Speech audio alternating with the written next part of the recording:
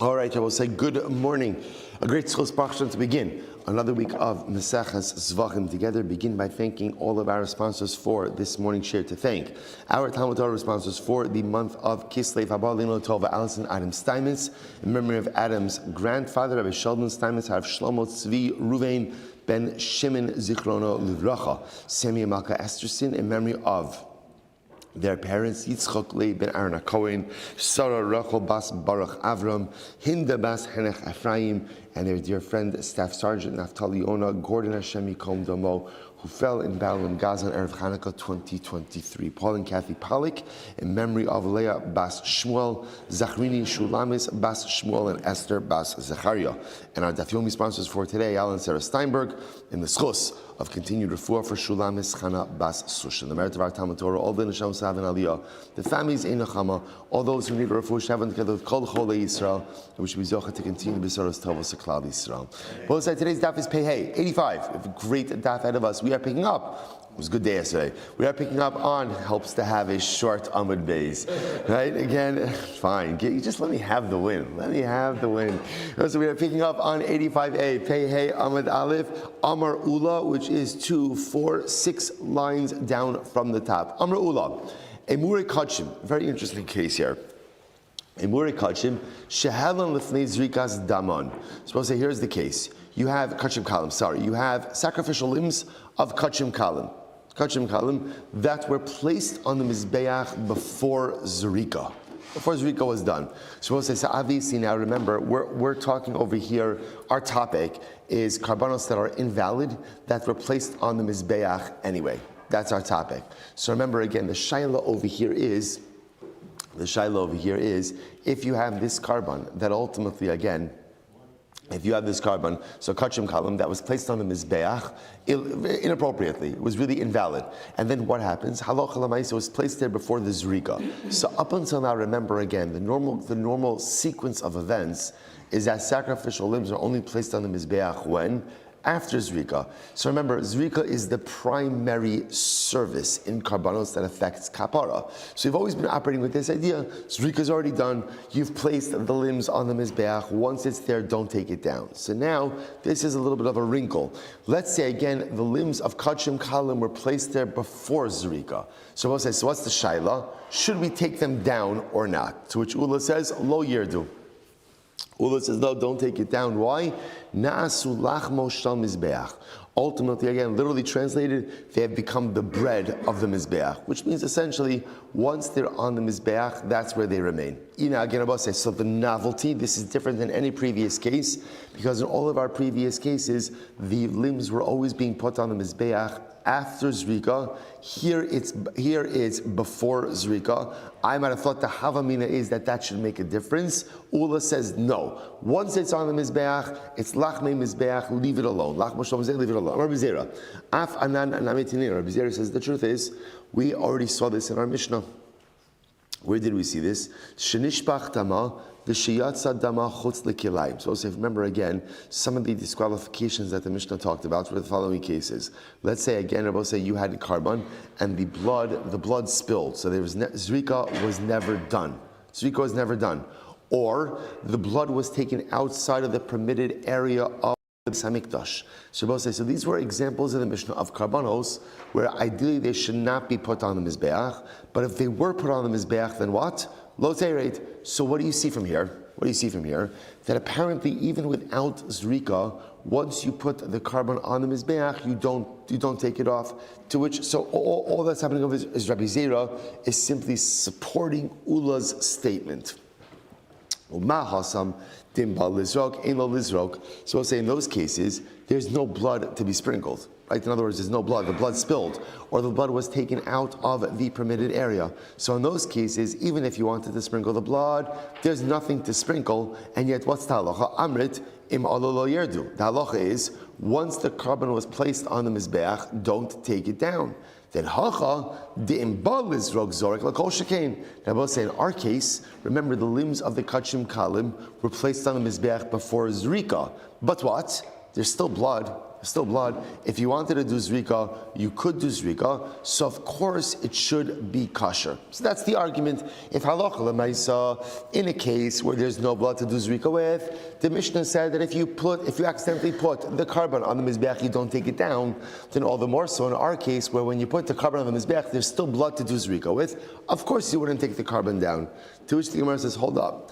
Tirgama akodshe kadoshim. The Gemara says it's possible that the Mishnah's case of nishpach or yotzechutz l'kilayim, the Mishnah's case of where the blood spilled or where the blood was taken out of its permitted precincts, it's possible that it's talking about kodshe kadoshim. They both say, now what does that have to do with that? They look at Rashi. Rashi's almost right across. If you move your finger to the right, about 4 lines down, Tirgama kodshe kadoshim, perish ha-mishnah hazos bekodshe kadoshim. Maybe our Mishnah, which I will say refers to the case of nishpach, where the blood spilled, or where the blood was taken out of the permitted area. Maybe that's talking about kodshe kadoshim. Now, what do you think about kodshe kadoshim? Shekedushas haguf alehen lifnei zrika. So remember again, I will say, kodshe kadoshim is higher sanctity karbanos. One of the ways in which that higher sanctity manifests in the carbon is that the carbon itself is kaddish even before zrika. So maybe that's the case. So maybe we'll say kodshe kadoshim, if they went on the mizbeach even without zrika, then halacha l'maisa lo teiri, you don't take them down. But maybe by kodshim kalim, if those limbs went on the mizbeach, and remember that's Ula's case. Ula's case is kodshim kalim. Maybe again by kodshim kalim, if they went on before zrika, maybe they would be taken down. The Gemara says, 1 second, hare pesach to kodshim kalimhu. But here's the problem, right? The Mishnah also ultimately talks about Karban Pesach as well. And Karban Pesach is in the category of Kodshim Kalim. So it appears that the halacha applies both by Kodshe Kadashim and Kodshim Kalim. So I just want to point out over here, this is an interesting nugget of information that's being conveyed over here, just about the distinction between Kodshe Kadashim and Kodshim Kalim. The Gemara seems to be operating under the premise that a Karban is endowed with full carbonic sanctity at post-Zrika. That was the assumption the Gemara was working with. Then the Gemara qualifies that and says, that's true for Kodshim Kalim, lower sanctity karbanos. But Kodshe Kadoshim are vested with carbonic sanctity even before Zrika. So just hold on to that piece of information. So the Gemara says, 1 second. So the Gemara says, Kodshe Kadoshim, Hare Pesach, the Kodshim Kalimi. But the Mishnah speaks about Kodshe Pesach. To which the Gemara says, no, Tirgama b'shalol lishman. The Karban Pesach case was talking about a case of Shalol Lishman. The psul of Karban Pesach that the Mishnah was referring to was not the case of Nishbach or Yotzei Chutz L'Kilayim. The case of Karban Pesach was a case ultimately, again, where the carbon was offered up, Shalol Lishmo. Rashi says over here, Tergama Shalol Lishmo, Pesach lo tana le'ele apsula de Shalol Lishmo, kediktani basha shachtan Shalol Lishman. So the Gemara said, 1 second, Tanan.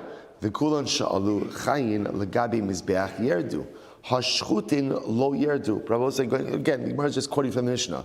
But the Mishnah said, remember, Rabbi said we actually dealt with this case a little bit yesterday.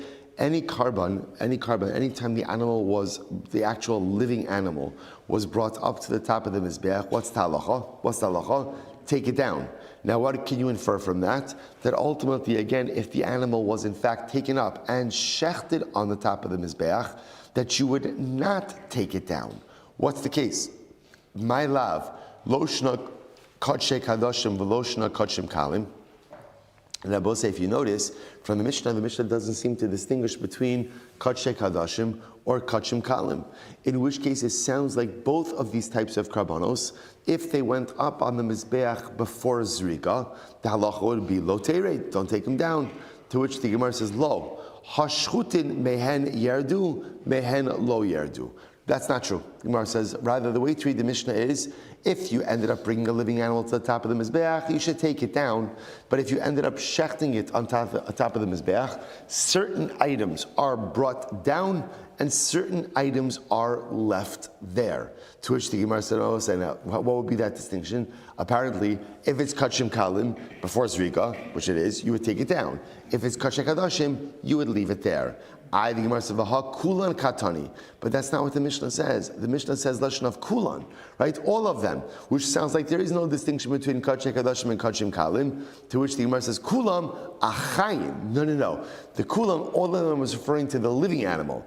That by all karbanos, if you brought up a living animal to the top of the mizbeach, what should you do?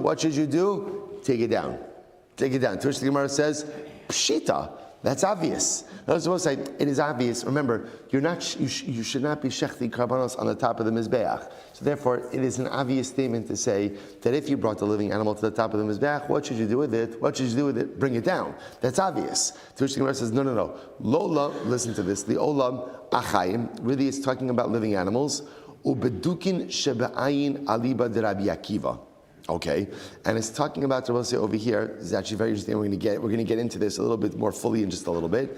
It's talking about a Baal Mum, and it's talking about over here that we're going to see Rabbi Akiva normally permits a Baal Mum, right? Rabbi Akiva also said. Remember again, the Mishnah said, according to the Tanakama, if you ended up offering up a Baal Mum, you take the sacrificial parts down. Rabbi Akiva said even a Baal Mum has the ability to stay on the Mizbeach, right? Rabbi Akiva machshir beba'alei mumin.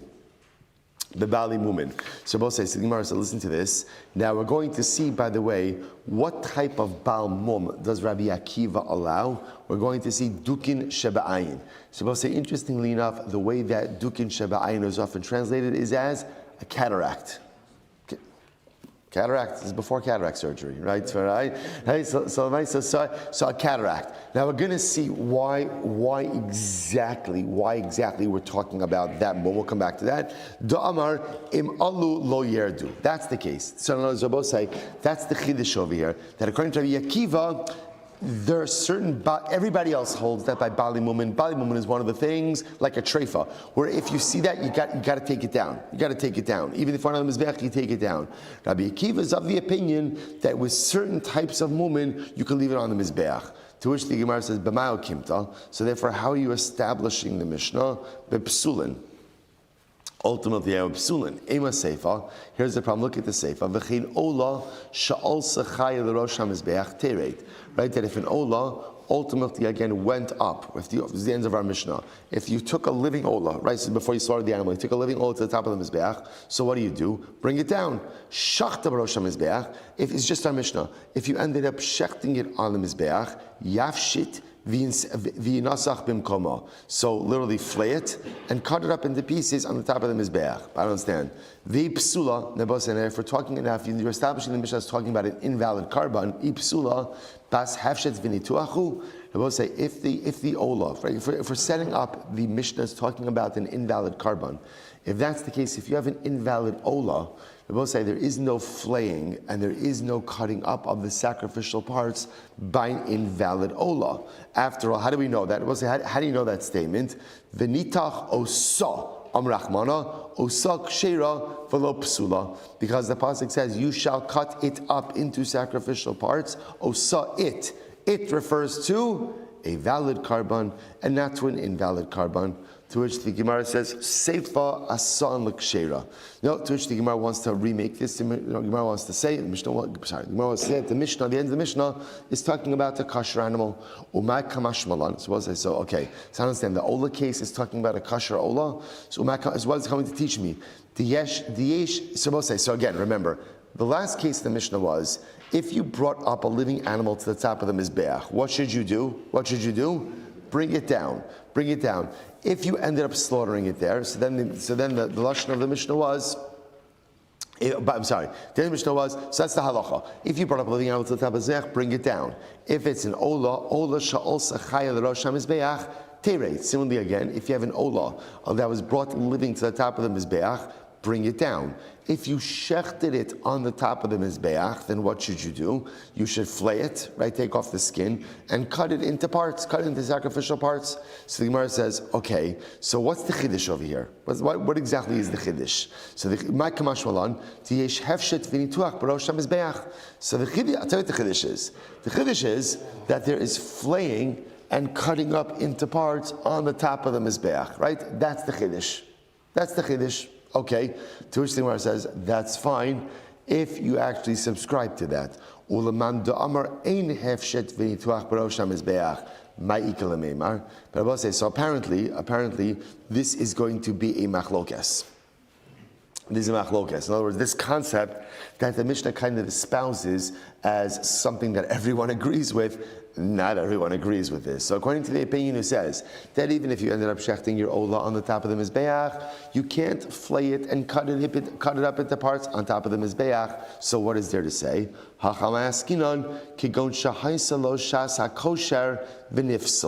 What's the case? The case is where the carbon had a period of when it was kosher, and then it became, when it was kosher, and then it became pasul. Both said, take a quick look at Rashi, about 7 lines up from the bottom. You see it there at the end of the line, go into Haisalo Shas HaKosher. So Rashi says over here, Lehefshit Kodem Psula Bas Hefshet V'nituachi. So I said, this is interesting. So I must see that this is the case. The case is where you had a perfectly good carbon olah. You shechted it. Bepashtos, you did zrika as well, and then something happened that invalidated the carbon. So it's an interesting case where the carbon had a window of permissibility, but then it became invalid prior to the flaying of the animal. So let's finish that Rashi. Lahefshet kodem psula bas hefshet v'nituachi v'afilu hi lemata v'abasar pasal v'nisraf k'Rebbi Rabbi Shimon d'amar lakaman beparak tvul yom kevan shenizrak hadam v'hortza basar sha'achas lahaktir v'nifsila yafshitena v'or lakana. Both say, now by the way, lest you wonder, why are we getting so caught up in the flaying of the animal? Like, who cares? It matters a lot, especially if you are a Kohen. Why? Because what would they, remember, why do you flay an animal to get the hide? Who gets the hide of an Olah? A Kohen. See, interestingly enough, so if halacha l'maisa, the carbon is invalid, what happens to the hide? So now what's coming out of here is as follows. There is this opinion of Rabbi Eliezer, Rabbi Shimon, that apparently comes in a little bit. Daf Kuf Daled 104. We'll get there in just a bit. So the Gemara says like this. The Gemara says that halacha l'maisa, if you have an olah that had a period of permissibility, even if it subsequently became pasul before flaying, whatever, let's a simple case that the carbon became tameh, right? Shechita was fine, Kabbalah was fine, maybe Zrika was fine, but now the carbon became tameh. Even so, as long as it had a window of permissibility, you could flay it and give the hide to the kohen. Let's finish up the Rashi. He says, "Kevan shenizrak hadam v'hortza basar sha'achas lahaktir." So again, as long as you did zrika and the carbon had a window of permissibility, even if it subsequently became pasul, yafshitena v'or lekohanim, flay it and give the hide to the kohanim. Ve'ein ora nisraf iman. Now, remember, normally, if an ola becomes pasul, what do you do with it? You burn it. But now the Gemara is introducing it to us is, as long as the carbon had a window of permissibility, you could salvage the hide. Give it to the kohanim. Hashtanami ki sebrasham izbeach v'nikteres ba'yehef shevenituach. So therefore, we'll play back to the Gemara. So what's the Gemara telling? Hagma askinon ki go shaisalo shasa kosher v'nifsala for Rabbi Elazar Rabbi Shimon hi. So the case of the Mishnah actually says as follows: you brought an ola up to the top of the mizbeach alive. Now, what should you have done with it? When you brought it up there alive, what should you have done with it? Take it down. But you didn't. What did you do? You shechted it there. Okay, what's the halacha if you shecht an olah on the top of the mizbeach? What's the halacha? So normally, flay it, cut it up on top of the mizbeach, gamarnu. Right, move on. In this case over here, after you did zrika, the carbon became pasul. Simple case, it became tameh. And I will say, what's the halacha? The Gemara says, and this reflects the view of Rabbi Elazar Rabbi Shimon, the Amar, Kevan Shenizrak Hadam, V'hortza Basar Sha'achos, Yafshiten of Ar Kohanim. And what's the novelty of the Mishnah? The novelty of the Mishnah is that we're reflecting the view of Rabbi Elazar Rabbi Shimon, who says that once the blood was thrown, and the carbon had a window of permissibility, ultimately, again, flay it and give the hide to the Kohanim. Okay, so Gemara says that's the novelty over here. Ve'ela diktani keitzad osa mori des hakirvayim lemata umadichan. So we'll say, one second, we're going to see later on in the Mishnah. Later on in the Mishnah, why do we need, Braisa. The Braisa says that what do? You go ahead and, what do? You bring down the kirbayim, like the kishkas, the innards, right? Lamata umadichan, and you wash them. Now, we're actually going to talk about this a little bit. One of the things that they used to do with the intestines of the karbanos is they would wash them and also squeeze out any waste that was in there. So in other words, the Mishnah says, what do you do with the kishkas of that karban? Ultimately, you bring them down and you wash them. The Gemara says, I don't understand. But now, why? Lamali. Because we'll say, how are we just establishing the case of the Mishnah? What's the case of the Mishnah? It's a multi-tier case. Step one is you brought up an ola to the top of the mizbeach. Should you have done that? No. And what should you do? Bring it back down. But you didn't. You slaughtered it there. Okay, now the way we're setting it up is you slaughtered it, right? Shchita, kabbalah, zrika, and now the carbon became pasul. Became tummy, whatever it is. So what is the Mishnah telling me? Okay, flay it and cut up the pieces. Why flay it? Because even though now the carbon is invalid, the Kohanim will get the hide. Then the Brisa goes on and says, by the way, bring the innards, bring the kishkas of that carbon down to wash it. To which the Gemara says, why? Why are you washing it? I will say, generally, the only reason you're bringing down the kishkas of the carbon to wash it is why? Why? Because you're going to offer it. But remember again, what's the case over here? The carbon is pasul. So why do you have to bring down the kishkas to wash them? The Gemara said, why? I don't understand why do I need to do this? Hey, so the Gemara says, so again, lamali, heichi navid. So again, what are our options over here? Nakrivinu, if we should offer it up as they are, beparsaihu hakriveu nalapachsech hayirtzecha o hayisapanecha. So we'll say, to which the Gemara says, so what should we do? If we should go ahead and just simply burn them as is, so here's the problem we'll say. To burn the innards, burn the kishkas, when the waste is still inside of them, that's not nice. I mean, the Gemara over here quotes this pasuk in Malachi, and literally the Prophet said, the pasuk goes like this. The pasuk says, V'chi sagishun iver lizboach, ein ra, v'chi sagishu piseach v'chol ein ra, hakriveu nalapachasecha. So this pasuk is always quoted by Malachi to say, if you're going to bring a carbon, bring an appropriate carbon to Hashem. You wouldn't bring a blind carbon. You wouldn't bring a crippled carbon. So ultimately, so the Navi says, when you bring something before the entranceway of HaKadosh Baruch Hu, hayirtzecha or hayisepanecha, is this the kind of carbon that Hashem would want? Is this the kind of carbon ultimately again that Hashem would turn His face to? So the idea over here is that even if you're going to burn sacrificial matter, it should be burned in a way that's appropriate. So to burn it with its waste is not appropriate. To which the Gemara says, Anan haki kaminon. This is what we mean to say. The Gemara says, listen to this. Now remember, the Gemara says, Madichan lamali. Why ultimately again do we need to wash it at all? So the Gemara says, after all, again, if this halacha lamaisa is not going to be offered up on the mizbeach, why does it have to be cleaned? To which the Gemara says, I'll tell you, this is actually quite fascinating. Di misrami koin achrina v'lo yada naskinhu. What are we worried about? We're worried about a Kohen maybe who was not present by this entire process. So what's going to happen? This Kohen's going to come into work. What is he going to find? What is he going to find, right? What is he going to find when he walks into work? Kishkas, right? Carbon kishkas, right? If you're a Kohen, right? You're a diligent Kohen, you see carbon kishkas, what are you going to do? You're going to offer it. You're going to offer it. Now he doesn't know context. And as often happens in life, when you walk into a situation and you don't know context, you just assume certain realities, right? Often, and when you make assumptions, we're often wrong. So I might say again, Kohen's going to show up at work, he sees the carbonic kishkas over here, he's going to say, great, kishkas, let's get to work, let's offer it up. He's going to offer it up. The Gemara says, before you turn the phrase, so the Kohen doesn't know, meanwhile, that again, this is from a carbon pasul. It's supposed to be burnt, but burnt like elsewhere, not on the mizbeach. He's going to think it's supposed to be offered up. Amud Beis. Va'anan neku. So the Gemara says, so therefore, both says, interestingly enough, so what do? So we go ahead and wash, listen to how fascinating this is. So what do? We take the invalid kishkas and we clean them. Why are we cleaning them? Now, we're going to burn them elsewhere, not on the mizbeach. But why do we clean them? In the event that a Kohen accidentally puts them back on the Mizbeach, we want them to be clean.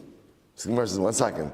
Va'anu neku amud beis, or I'll say 85b. Va'anu neku navid lehula kohanim milsa da'asi bali de takala. So I don't understand. Salach lamaisa.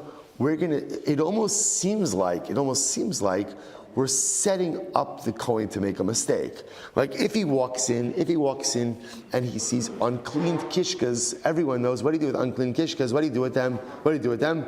Well, first of all, you'd clean them, but at least that buys you a little bit of time, right, to kind of figure out what exactly is going on over here. By having the kishkas cleaned and ready to be offered, it would seem as if we're actually placing a stumbling block before the Kohen, and that halacha l'maisa, he's going to be ready to go ahead. He's going to be ready to go ahead and offer it up just as soon as he walks in.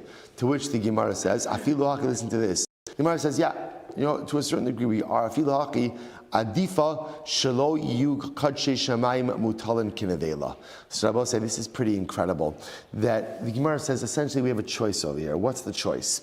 The choice is leave the intestines as is, which is a degrading state in which to leave sacrificial matter, right? So to leave the intestines dirty and with waste inside of them is leaving sacrificial matter, albeit invalid sacrificial matter, but sacrificial matter nevertheless in a state of degradation, or setting up a potential stumbling block ultimately for the Kohen.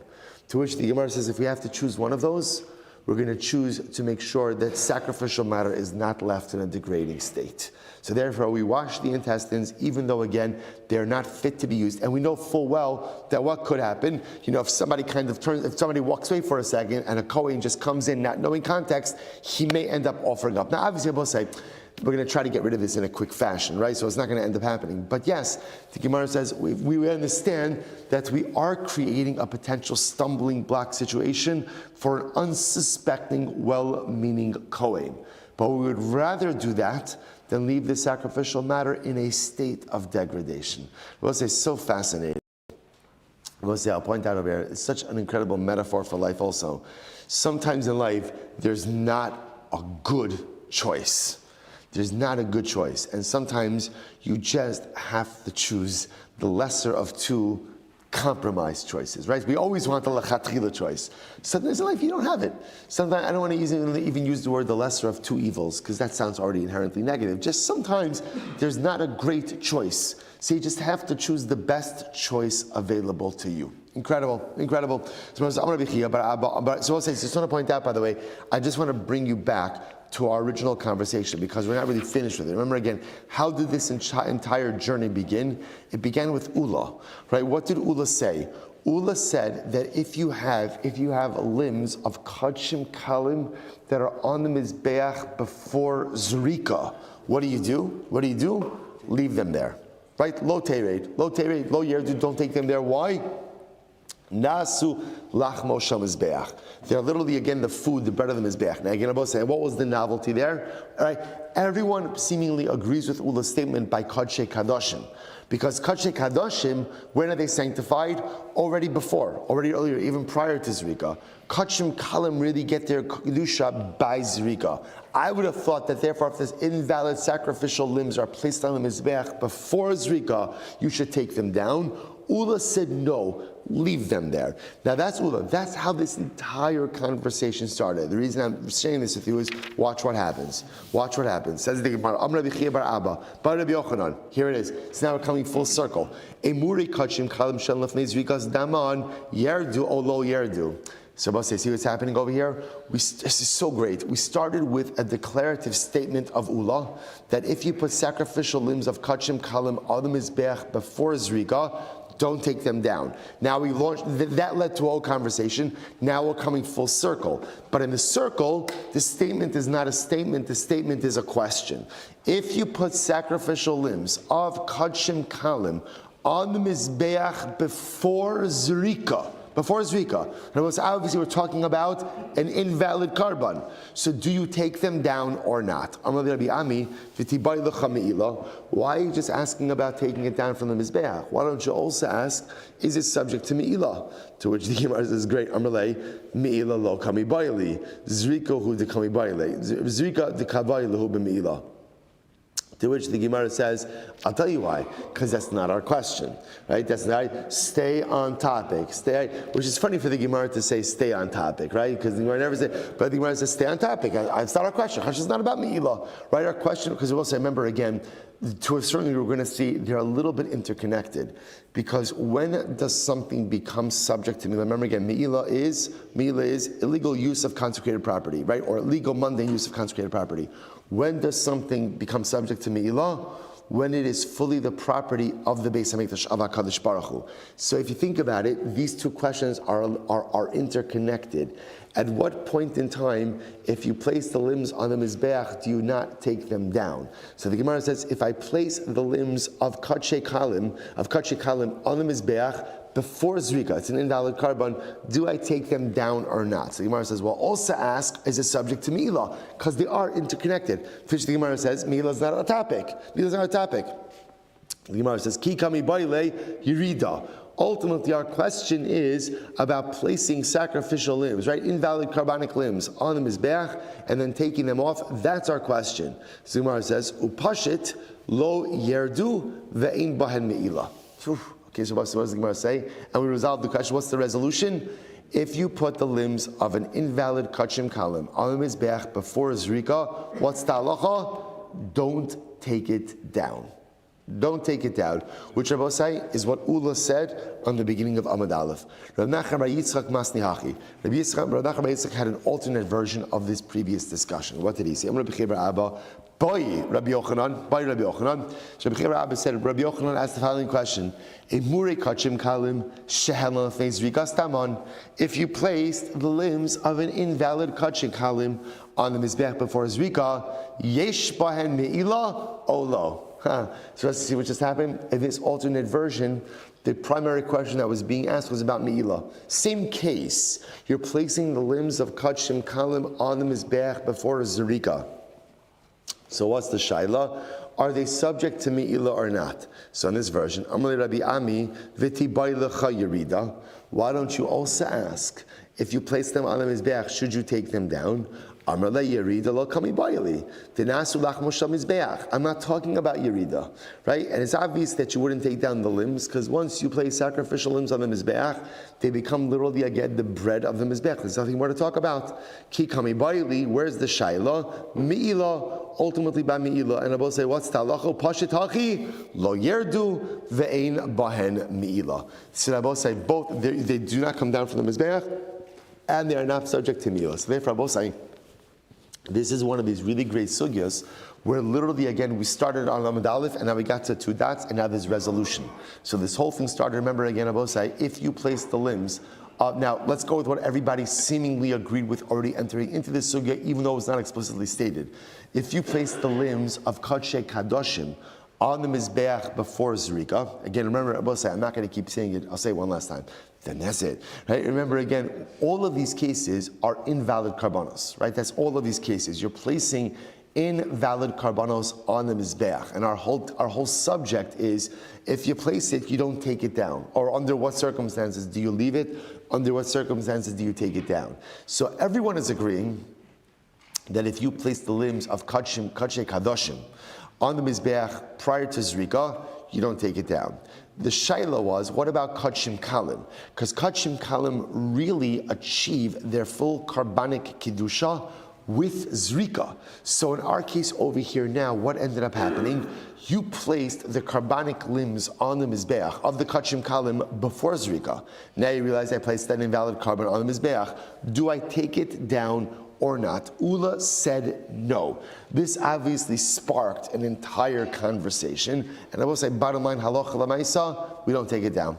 So limbs of kachim kalim that were placed on the mizbeach before zrika, we don't take it down. And also now we know they're not subject to me'ilah, right? Which makes sense because me'ilah only occurs once zrika occurs. Incredible. That's the sugya. So good. Says the Gemara. Let's go back there. Ve'elu lo hayu pisulan. So it says, remember again, the next part of the Mishnah, which is really fascinating, was a discussion about Baal Mum. The Tanakama held that halacha l'maisa, if you have a carbon that's a Baal Mum and you end up offering it, you have to take it down. you take it down. Rabbi say, now why do you take it down? Because remember, again, Rabbi say, this is based on Rabbi Shimon's rule. What was Rabbi Shimon's rule? Any carbon that came into the Beis HaMikdash sacrificially fit, and then the disqualification developed inside of the Beis HaMikdash, that's the type of carbon where if you erroneously put it on, you leave it on. You don't take it down. If, however, the animal had a pre-existing condition, right, the disqualification already preceded its entry into the Beis HaMikdash, and you accidentally put it on the Mizbeach, you take it down. So Baal Mum is a good example of this. The animal had a mum prior to becoming into the Beis HaMikdash, therefore it's invalid. Rabbi Akiva was machshir b'ba'ali mumin. Rabbi Akiva said, no, even with the Baal Mum, if you accidentally put it on the Mizbeach, lo teired, you don't take it down. Says the Gemara, let's analyze this. I'm Rabbi Yochanan, lo hechsh Rabbi Akiva ela bedukin sheba'ayin, holuk shirin ba'ofos. Okay, here it is. Rabbi Akiva says that halacha l'maisa, which mum, I will say, is he allowing? Only that cataract. I will say, now why? What's so special about the cataract that Rabbi Akiva allows an animal with a cataract to be offered up? What's the reason? Because I will say, interestingly enough, this is the type of mum that if a bird has it, a bird is still kosher to be offered.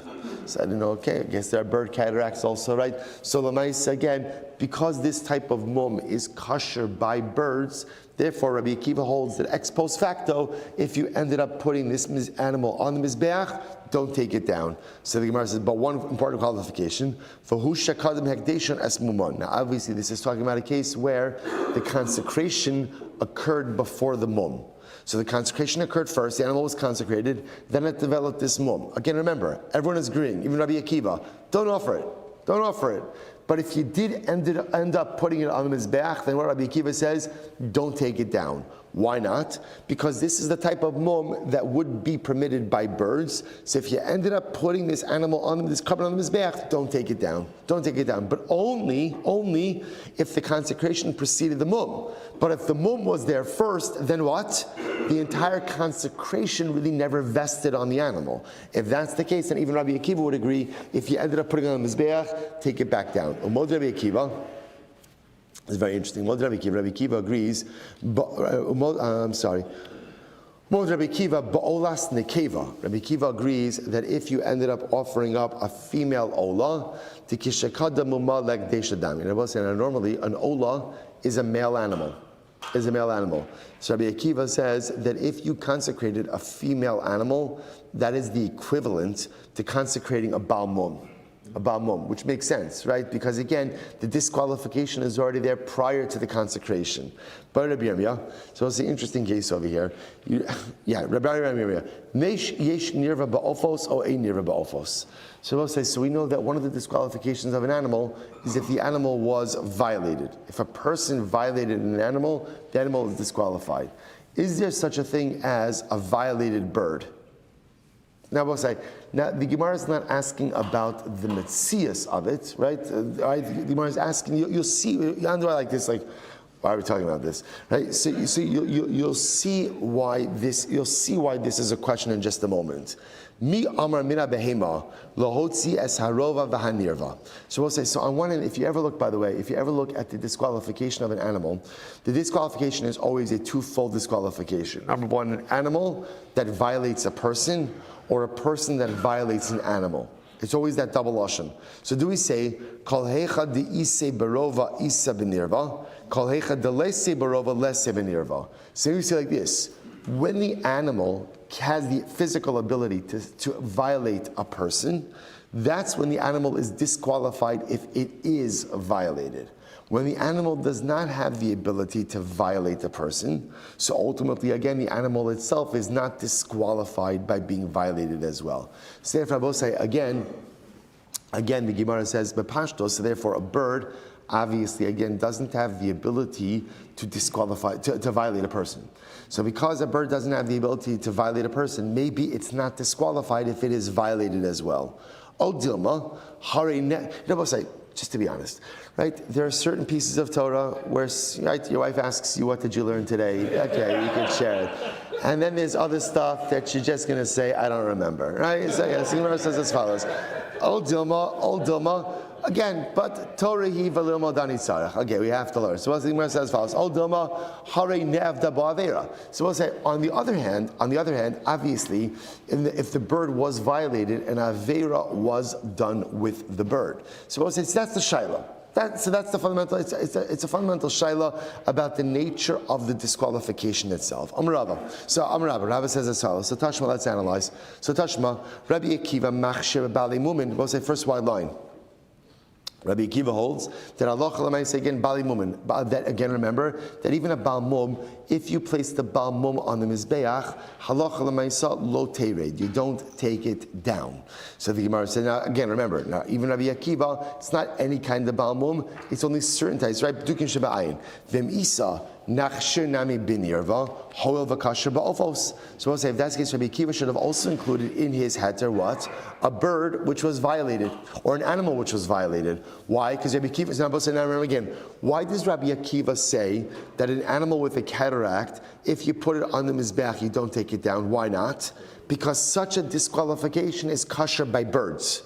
Right? Such a disqualification is not a mum by birds. So since it's not a mum by birds, ex post facto, bidi eved, if you place the animal on the mizbeach, lo tered. Well, if we held that a bird that was violated was also not disqualified, then Rabbi Akiva should say even an animal that was violated, bidi eved, if you placed it on the mizbeach, ultimately don't take it down.